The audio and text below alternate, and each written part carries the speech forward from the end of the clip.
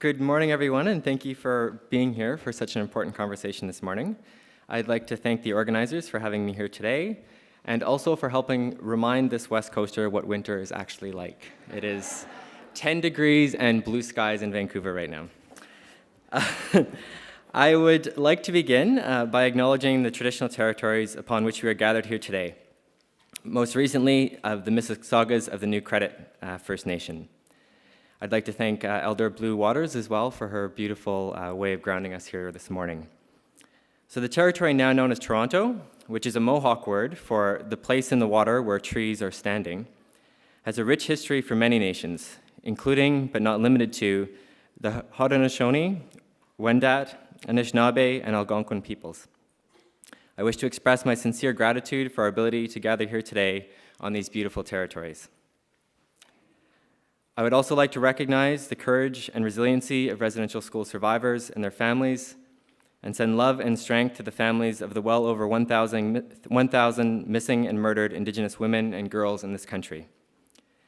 We continue to live in a country that fails to provide all women with respect, dignity, and safety, with Indigenous women disproportionately impacted by violence and abuse. To the men assembled here today, we have a role and responsibility to ensure that this cycle is broken.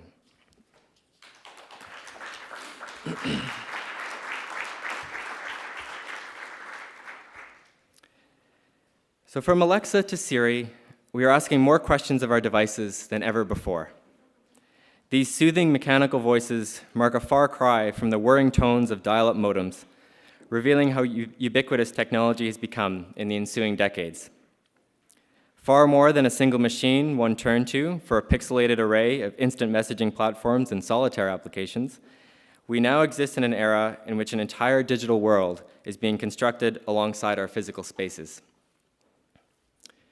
Yet as we ask more of our devices, I often wonder why we do not ask more questions of ourselves when it comes to the rapid advancement of technology and its impact upon our lives. Siri can certainly tell us how long it will take to reach a point on a map, but it is up to us to determine how long it will take to shape a digital landscape that is equitable and inclusive for all. For behind the sleek glass and metal enclosures of our lithium-charged lifelines are people, with apps and programs reflective of the perspectives and understandings of their creators. It is with this emphasis on the people behind the platforms that I turn to the focus of my talk today: reconciliation in a digital age. It is a journey that carries with it urgency not only for Indigenous peoples, but for all of us. For in beginning to undertake a deeper reflection upon the tools and technology we have unwarily welcomed into our lives, and in acknowledging the limited range of lived experiences that have created them, we can begin to have the critical conversations necessary to shape digital spaces rid of the barriers, prejudices, and stereotypes that still pervade our analog existence. When I speak of reconciliation in a digital age, I speak of reconciliation not only as a process of re-examining our past, but as an ongoing collective journey and responsibility that responds to our collective histories, our current realities, and the opportunities that lie before us. Indigenous peoples were the original innovators upon the territories we now refer to as Canada, with resiliency and ingenuity ever-present forces that produced the thriving nations we now see in spite of every possible extent to extinguish voices, communities, and cultures. Yet despite this resurgence, Indigenous peoples have yet to have full and equitable access to positions of influence and leadership in shaping the tools of tomorrow. For some, it stems from the most fundamental of barriers.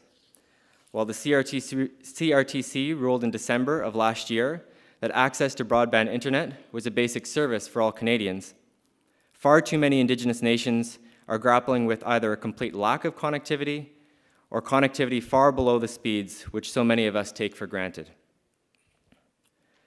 Once online, Indigenous peoples are confronted with a set of dominant platforms whose power and reach have led to questions of how these modern monopolies are disproportionately shaping our political, economic, and social systems.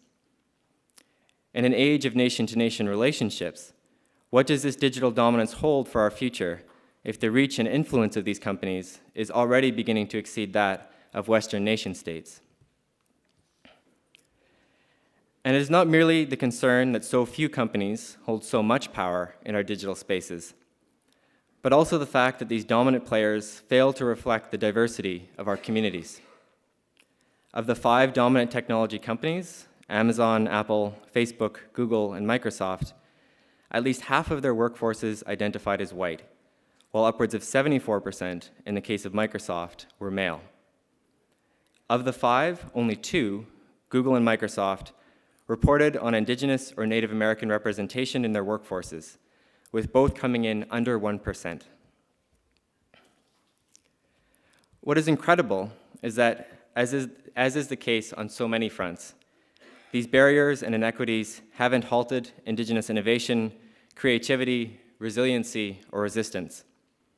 Indigenous nations are taking control of their connectivity futures, as is the case with the Northern Indigenous Community Satellite Network, which connects First Nations and Inuit communities in northern Quebec, Ontario, and Manitoba. GIS mapping is playing an invaluable tool to land claims and environmental monitoring. Social media platforms have become powerful hubs of activism and resistance, #NoDAPL being a notable example, while new digital communication platforms such as Macoons Media are elevating Indigenous voices. And Indigenous-led technology firms such as Anamiki in Victoria and the First Nations Technology Council, who I'm proud to represent here today, are demonstrating what is possible when Indigenous voices are elevated and empowered in the digital space. So if all of this incredible progress is being made with unequal access, imagine what could be possible if reconciliation in a digital age was to be meaningfully pursued. So where do we begin? And what will a sector in meaningful pursuit of reconciliation look and feel like? Reconciliation is, and has always been, a deeply personal journey. In this sense, reconciliation in the 21st century looks no different than reconciliation in the 20th, rooted in personal reflection and education, and built upon renewed relationships, which are foundational to better understanding each other and the world around us. For those new to the space, this includes reading the final report of the Truth and Reconciliation Commission, the principles of the United Nations Declaration on the Rights of Indigenous Peoples, and the countless resources that have been made available online. Twitter has a vibrant community of Indigenous voices to follow and learn from, while setting up an email news alert for Indigenous reconciliation will begin to give you a sense of current developments, not only here in Canada, but around the world. As you begin to explore this global movement, it is also important to remember that digital spaces are crafted on physical lands. Take time to know whose territory you live and work upon, and whose nations have been stewards of those territories since time immemorial. Reconciliation is a lifelong journey, but as you begin to immerse yourself in the space, encourage others to join you. Hosting lunch and learn style sessions on reconciliation, or reconciliation workshops for staff can be a good first step in elevating your team's awareness and understanding, which will then shape how they go about their work. I often note that reconciliation cannot be limited to certain interactions or spaces, but it instead should be a lens through which you see the world. Fostering cultural competency is critical to developing this mindset, and is also in alignment to Call to Action 92, Section 3 of the Truth and Reconciliation Commission's final report, which calls upon the corporate sector to provide education for management and staff on the history of Indigenous peoples, including the history and legacy of residential schools, the United Nations Declaration on the Rights of Indigenous People, treaties and Aboriginal rights, Indigenous law, and Aboriginal Crown relations. From here, your organization can begin to explore the leverage points they have around the meaningful advancement of reconciliation. Perhaps your organization already offers digital skills training for staff that could provide learning opportunities for local Indigenous youth. Or your organization could provide internship opportunities for recent Indigenous graduates of technology programs. This could take the form of supporting ongoing initiatives developed by Indigenous-led organizations. In BC, for example, the First Nations Technology Council has developed Foundations and Futures in Innovation and Technology, 2 skills development initiatives that offer introductory and advanced training for First Nations communities across 6 in-demand areas of the technology sector. Support of digital skills development initiatives is in alignment with Call to Action 92, Section 2, which calls upon the corporate sector to ensure that Indigenous peoples have equitable access to jobs, training, and education opportunities in the corporate sector, and that Indigenous communities gain long-term sustainable benefits from economic development projects.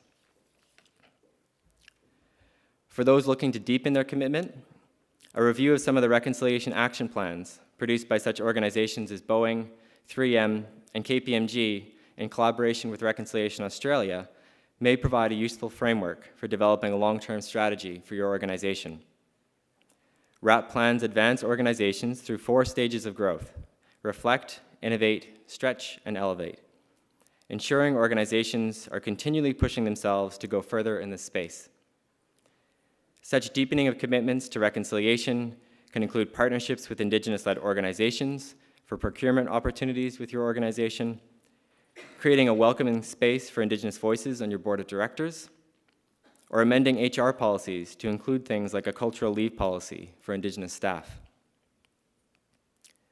Those involved in technology and innovation often pride themselves as being societal disruptors, actively reimagining long-standing systems, structures, and approaches. In this way, I see this audience as being ideally suited to becoming champions of reconciliation. But to do so and to transform our digital landscape will require us to acknowledge that cyberspace is not a blank slate, but rather one that carries with it the imprints of each of us as the people behind the platforms. If we each commit personally to our own reconciliation journeys by increasing our education and awareness, and in turn develop teams that possess shared values around the meaningful inclusion of Indigenous voices across all aspects of our organizations, we will begin to see a sector and a society in which Indigenous innovators are actively shaping the tools of tomorrow, bringing new insights and perspectives to the products and platforms that have become invaluable aspects of our daily lives, while exploring the ways in which technology can support the advancement of self-determining Indigenous nations. And Indigenous youth will grow up interacting with the digital landscape that recognizes, respects, and reflects their cultures, and will in turn know that these online experiences have been shaped by the original innovators of Turtle Island. This is not an abstract dream, but a reality I know that each of us assembled in this room today can work towards together, for we all have a role to play in the meaningful advancement of reconciliation. And this includes you, Alexa and Siri. Learning Ojibwe, Inuktitut, or Michif wouldn't be a bad place to start. Thank you.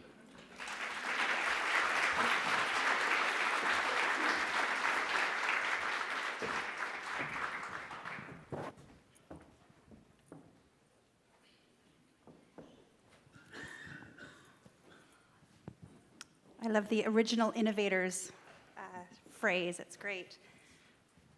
Just to do a little call out, the Public Policy Forum is doing some work in terms of TRC recommendation number 92, and we're looking at convening a session with some of our private sector partners in Toronto on April the 11th, where we'll bring together some CEOs. As much as it's important to have VPs in charge of Indigenous files, we really want the engagement to happen at the CEO level. And looking at following Reconciliation Australia's model in terms of corporate action plans. We've actually been doing some work with the nonprofit sector, with United Way Canada as well, in terms of helping them to advance their reconciliation action plans as well. So we're trying to do our part. And thank you for all of your cultural competency and your information that you shared in your presentation, because obviously that's at the base, and you can't really get to the whole question of inclusion until you do that information sharing. So thank you for that in your remarks. Excellent. And so now we have some time for some questions with Alexander. We can go to the room. And also, I believe that there might be some questions on Slido. So I welcome, Denise, you have the microphone? Okay, I'll start with a question from Slido. Could you talk about some digital best practices in terms of engagement with Indigenous communities? Have there been some projects that have been particular success stories that you've heard of? Yeah, I think when it comes to engagement with Indigenous communities in digital spaces, very much like in my remarks, it starts with those personal relationships.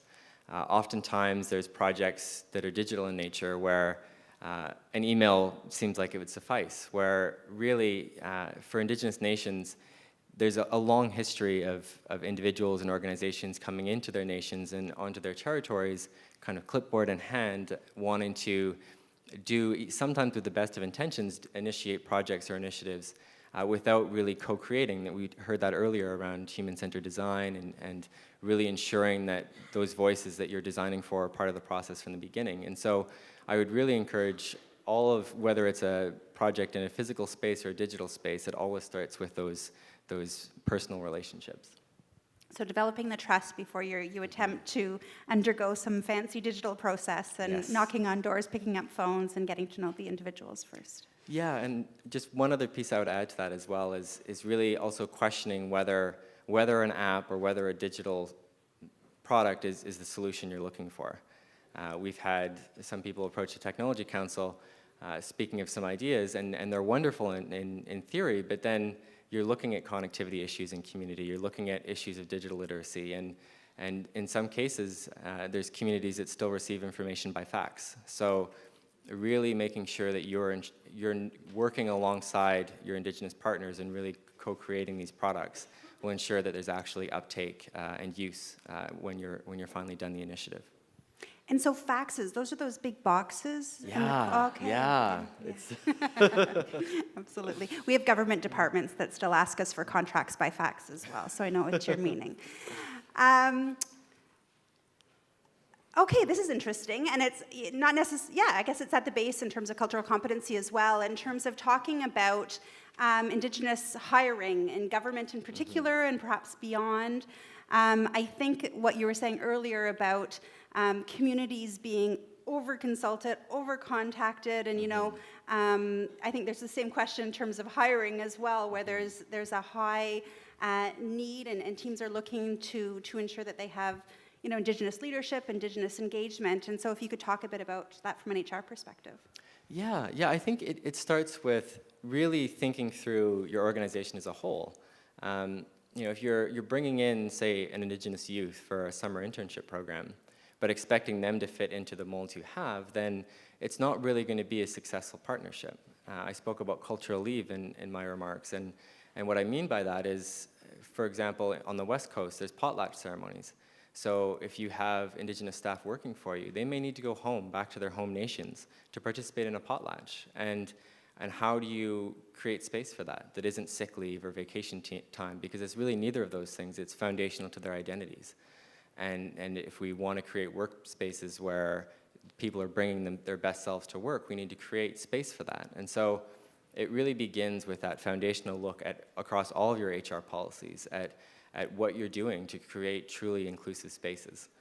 And then, in terms of sort of outside your organization, when you're looking to partner, it's also about communicating what the value of that partnership is to those Indigenous nations that you hope to work with.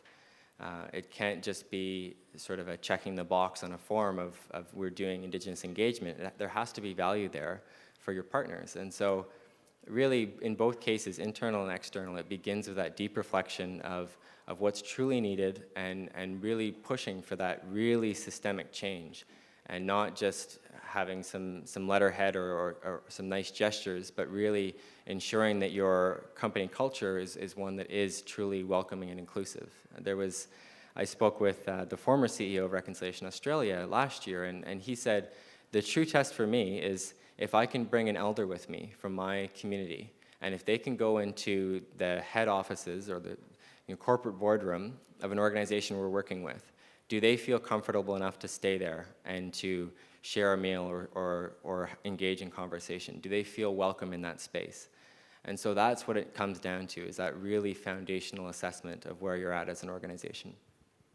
So everyone in the room today is added to their to-do list to get some cultural competency training, or to ensure that better yet, to ensure that your organization has that for everyone involved.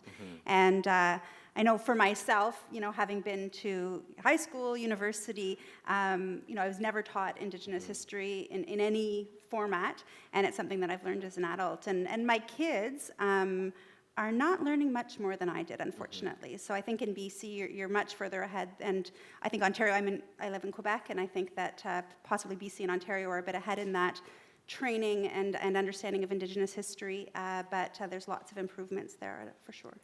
Yeah, I would say very much we've heard, I think throughout today there's the urban-rural divide, and I think it's very similar around reconciliation. I'm from a small town in the interior of BC, and these conversations aren't really happening there. And I would also say that, we're engaged in this learning process together. So I'm Métis, I'm part of Métis Nation BC, and it's an ongoing learning process for me too. So really, we're all in this together, and so for the non-Indigenous friends in the room, we're all in this together. So don't feel like this is a daunting task that you're taking on by yourself. We're all learning what this future holds for us when we think about a collective and inclusive future. So. And I think it's important. We had an organization that asked us about doing some cultural competency training, and so we brought on one of our fellows that's Indigenous who led the training, and the CEO of the organization we were working with said, "Oh, well, I was hoping you would do the training." And I said, "Well, I can't do the training. It's Indigenous cultural competency." But she said, "I felt uncomfortable because I don't want to ask my stupid questions or be embarrassed or feel any sort of shame, and so that's why I wanted to ask me as a white person, those types of questions." And so it's interesting, the discomfort around saying the right thing, using the wrong terms, asking the wrong questions. So. Yeah, and for me it comes down to intent. And I think if you have done your homework, so to speak, and you've read up on some of these issues and you found your entry point into these conversations, find out what you're passionate about. So it might be healthcare, it might be education, and find that as an entry point into this work. And if you're going at it that way and you have good intentions about this and you've put in the time, then the questions aren't stupid questions. They're honest questions, and they're part of the learning journey that we're all on. I think where the frustration from Indigenous people comes from is when that work hasn't been done and we're approached and tell me everything I need to know about Indigenous history in this country, or explain to me X, Y, and Z, and that puts an incredible emotional toll on Indigenous people, who, especially for residential school survivors and intergenerational school survivors, who are having to retell those stories again and again. So I just encourage everybody, we're open to the conversations, and please begin having them, but at the same time, just do some of that foundational work first, and then that really creates a good space for dialogue and for learning. So before the cultural competency training, read a book. Yes. Okay, there is some excellent. Wonderful literature out there. Excellent. You talked a bit about the need to create the relationships before attempting to have perhaps a bit of an artificial digital engagement process. And so one of the questions on Slido are, what are some of the other potential key mistakes that are made in terms of digital inclusion projects that are specifically focused on Indigenous? A big one's language. So in addition to, obviously, the first piece I mentioned, just around connectivity and ensuring that the communities that you hope to engage with are actually connected, another big piece is around language, particularly in remote or rural Indigenous communities, especially amongst elders in the community. It's not a given that English is the first language. And so ensuring that you're working with the local nation to ensure that the products that you're using are actually accessible to those that you're hoping to reach is really important. And then I think the other one is just, it's definitely, it starts very much at the top with organizations of engaging with the CEOs and senior leadership teams, of course, but also then making sure that those that are on the ground are also trained up and also know what they're engaging with and how to engage and how to be respectful and acknowledge protocol and all those pieces. Because sometimes within organizations you have that buy-in at the top, and then when it comes to those actually implementing projects, there's just a lack of awareness there, and that can actually damage some of the relationships that might have been fostered at the higher level. So just making sure that it's across your organization, that there's that understanding and recognition and respect, I think is foundational, and that's, I think, one of the biggest missteps around some of these projects. Excellent. And you talked a bit about Twitter in your remarks, and Twitter was instrumental, I guess, in the Auto No More movement. And could you speak a bit about how technology played a role in that movement? Yeah, I think across a number of avenues. So the first being just connectivity amongst Indigenous people. I think social media has played a big role in that, especially for those who are away from their home nations. So we speak a lot about urban Indigenous populations. Oftentimes they're not from those territories. They're often from other places within the province or even across Canada. So social media does create those linkages back and deepen relationships between Indigenous peoples. The other big piece is just around our media and the fact that a lot of times Indigenous voices aren't actively heard, aren't actively represented in a lot of the media we consume. And so places like Twitter democratize that and create spaces where if you're willing to look, you can see the other side of the story, so to speak, and you can hear honestly and openly what challenges and opportunities are being faced by Indigenous peoples across the country. So I think when it comes to Idle No More, when it comes to the Dakota Access Pipeline in the States, Twitter was really a way to mobilize, to connect, and to inform people who, again, may not have even recognized that these perspectives or insights may have been out there. So it's a really powerful tool. Excellent. We're going to go to the room to see if there are any questions in the room. Denise has a microphone.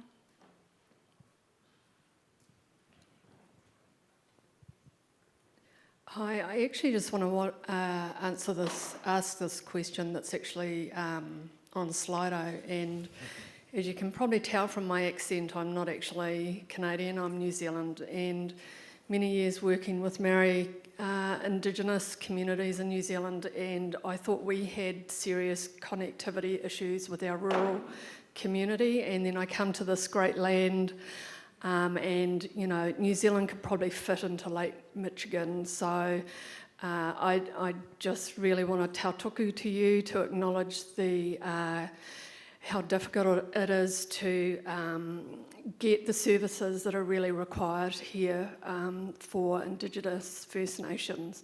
The question I actually want to ask is, it's a great question, what's the one bold action that we can do to further reconciliation and digital inclusion as we all go back to our day jobs? Great question. I get that one a lot, and for good reason, because I think we're now at a point in this country where coming out of the Truth and Reconciliation Commission in 2015, coming out of Canada 150 and the various conversations that stemmed from that, a lot of people are wondering what comes next. And really the biggest thing that you can do is, it may not actually seem that big, but it is around moving into personal awareness and personal commitment around this work. So we've had a lot of the high-level commitments. We've seen at the federal level, we've seen in BC, the TRC and UNDRIP are built into the mandate letters of all of our new ministers. So it's happening at the high level to varying degrees. But really, if we want this to really be sustainable and for reconciliation to truly take hold as a core value in this country, we each need to figure out what role we play, big or small, in making that happen. So if you're a parent, it may be having some of those conversations with your children around what it means to be on Indigenous territory. It might mean, for yourself, if you're unfamiliar, reading up on the residential school system. If you are in a position of leadership within your organization, figuring out how to bring in some of that cultural competency work. And it's in those small gestures that we can all do in our day-to-day lives that this is actually going to have that groundswell movement and support that will really start to change things, because it's in each of us that personal commitment where this is really going to take hold and really change the country. Excellent. I know that the National Centre for Truth and Reconciliation actually has a competition that's open right now. It closes on March 1st, and it's a competition to describe for, I think it's high school students only, or elementary and high school students, and it's called Imagine a Canada, and it talks about encouraging students to do something artistic to talk about their vision for reconciliation in Canada. So for those who have kids or nieces or nephews, it's a great thing that they can actually do as a process. They're encouraged to interact with an elder during that process and share their vision for Canada. So I encourage you to look that up. And one quick plug, there is a new movie coming out, Indian Horse, which is based on Richard Wagamese' book.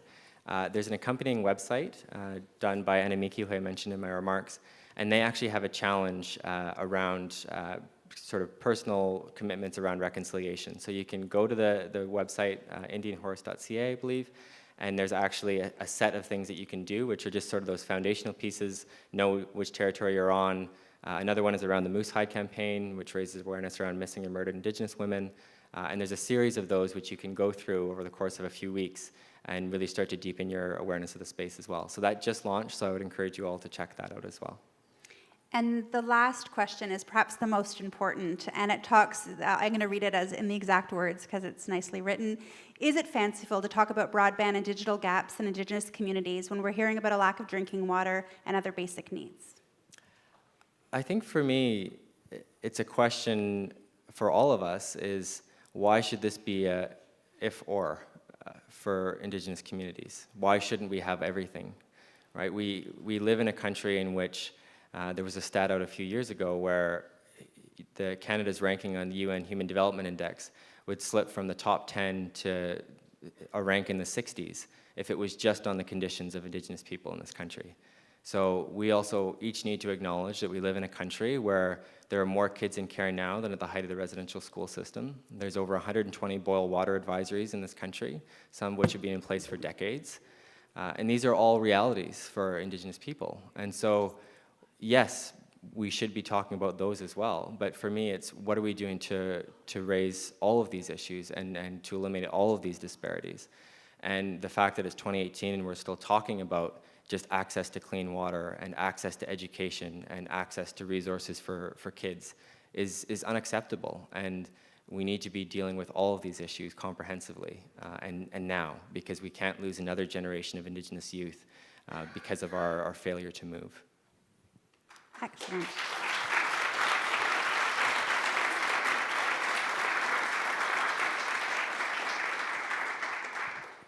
Thank you, Alexander. I think we all learned a lot from you, and we thank you for coming to this freezing cold province and sharing your insights with us. We really appreciate it. Thank you. Thank you all very much.